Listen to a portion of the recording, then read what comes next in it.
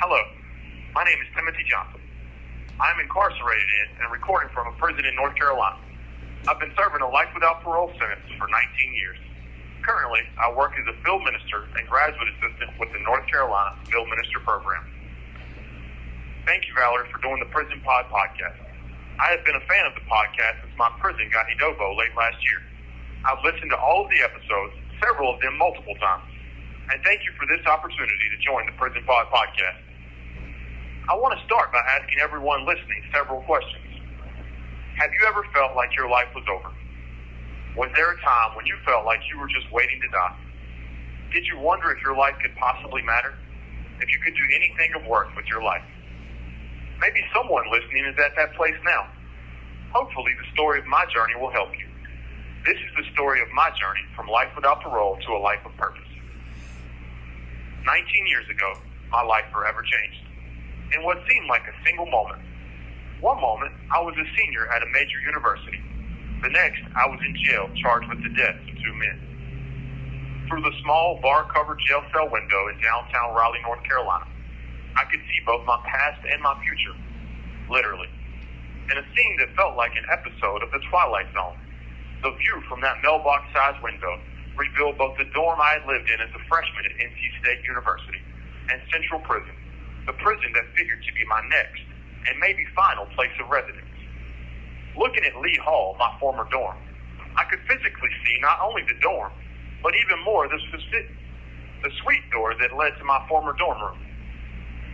That physical view generated snapshots and scenes from my past life, filled with many pleasant memories. Falling in love with a beautiful blonde art major, cheering the Wolfpack football team led by quarterback Phillip Rivers to a victory over Notre Dame in the Gator Bowl. A spring break spent on a Royal Caribbean cruise where we went horseback riding in Mexico and swam with the Stingray in the Cayman Islands. And of course, the inevitable all-night study sessions, fueled by Gumby's Pizza and Starbucks coffee. These thoughts of the past kindled thoughts of the plans and dreams I had held of my future. Graduating from NC State with a degree in psychology, getting a master's degree in clinical psychology and a medical degree in psychiatry, working to help children and adolescents with learning disabilities and developmental disorders, getting married and becoming a father. However, that future, that vision of what should have been, shattered against the reality of the future that now would be when I looked at the formidable concrete walls of Central Prison. Central Prison, which houses North Carolina's death row, loomed like the Grim Reaper, ferociously swinging its sides and severing all of my plans and dreams. My new future materialized in my mind's eye, barren and bleak, an existence surrounded by prison walls, concertina wire, security fences, and angry people looking to hurt and take me. Endless nights and days spent never alone, yet always alone. A future without purpose. Questions haunted my sleepless nights staring out that window. Is my life over? Can I do anything but wait to die? Can I do anything good with my life? Will my life matter? Being sentenced to life without the possibility of parole amplified the internal boom and echo of these soul-wrenching questions. The judge clearly said life, but I felt like my life had ended. Without any purpose, without any way to plan or even dream of a future beyond prison, I felt lost and adrift.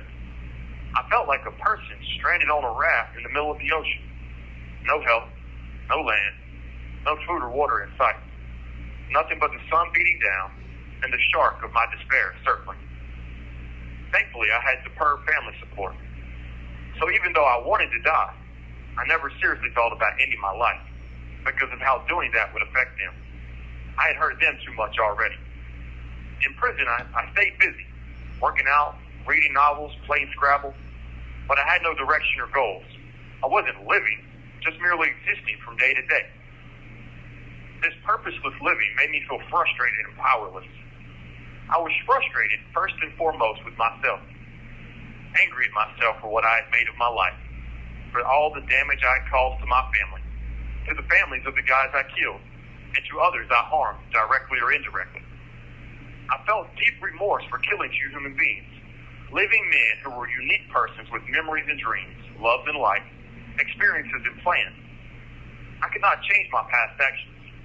I could not give back the life I took, but I wanted to demonstrate my remorse by living so that my actions would impact others in positive ways. However, the setting of prison seemed to offer little opportunity to impact others in positive ways. Feeling like I couldn't live out the remorse I felt was disheartening. Also, not having any chance to earn release was frustrating. In some ways, the frustration served me well.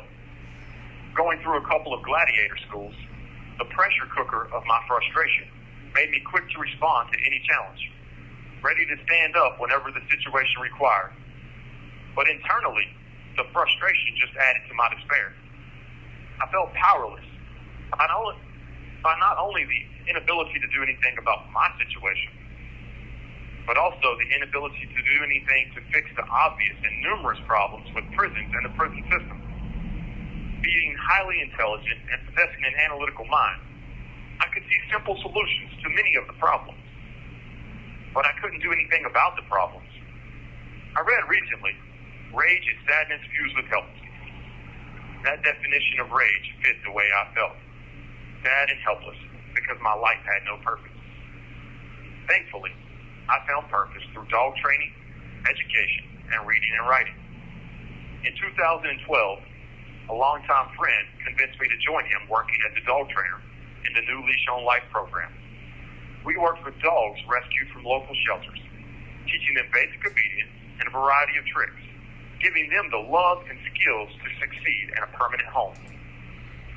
Dog training saved the dogs, but it also saved me.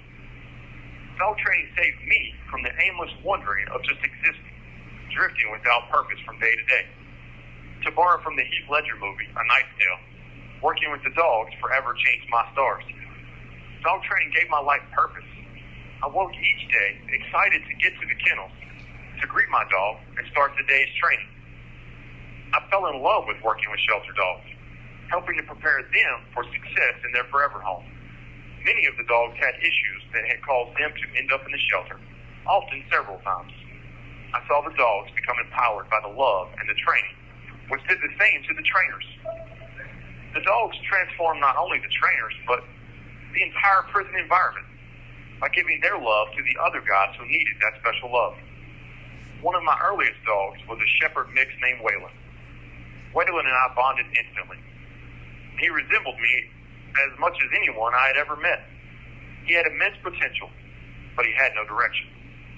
When focused, we could realize our potential. When allowed to drift, we found trouble. Waylon was smart, but full of mischief. He learned at warp speed, but when given a nanosecond of idleness, mischief ensued.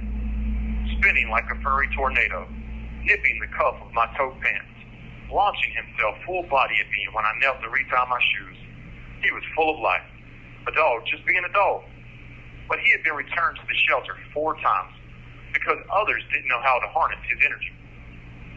Fortunately, I had the time, knowledge, and energy to help Waylon. Waylon found purpose in the love he received and the skills he learned. At the end of our time together, he had perfect scores on the K9 Good Citizen test and at the rally course competition. Helping Waylon realize his potential gave me purpose. Being a part of his purpose transformation transformed my life. Despite still being contained within prison walls, each day burst with purpose. The purpose I found in dog training transformed my life. I realized I did not have to wait for release from prison for my life to have purpose. For most of the next 5 years at 2 institutions, I worked as a dog trainer. I trained 15 canines, including 1 for a child with autism and 2 for veterans suffering from PTSD. I loved working with dogs and teaching others to do the same. Through working as a dog trainer, I received not just a job, but a life full of purpose. In July 2017, I was selected for the inaugural class of the North Carolina Field Minister Program. Students receive 4 years of education from the College at Southeastern Baptist Theological Seminary, culminating in a bachelor's degree in pastoral ministry with a minor in counseling. One of my biggest regrets had been wasting my gifts and opportunities by not applying myself while a student at NC State. Restarting my education, my primary goal was maximizing this opportunity by performing my studies with excellence unto the Lord. In every class, on every assignment, I strive to do everything with excellence. Additionally, I came here not just for my own education and training, but to help others who did not have my academic advantages. I wanted to help others succeed as a student, to help them overcome any obstacles and maximize the opportunity. The first class had 30 students.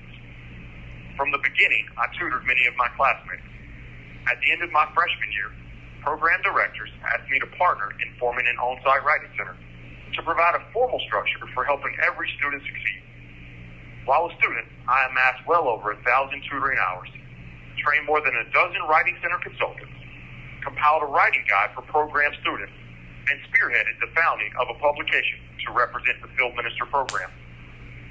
The name of the publication is Ambassadors in Exile, or AIE.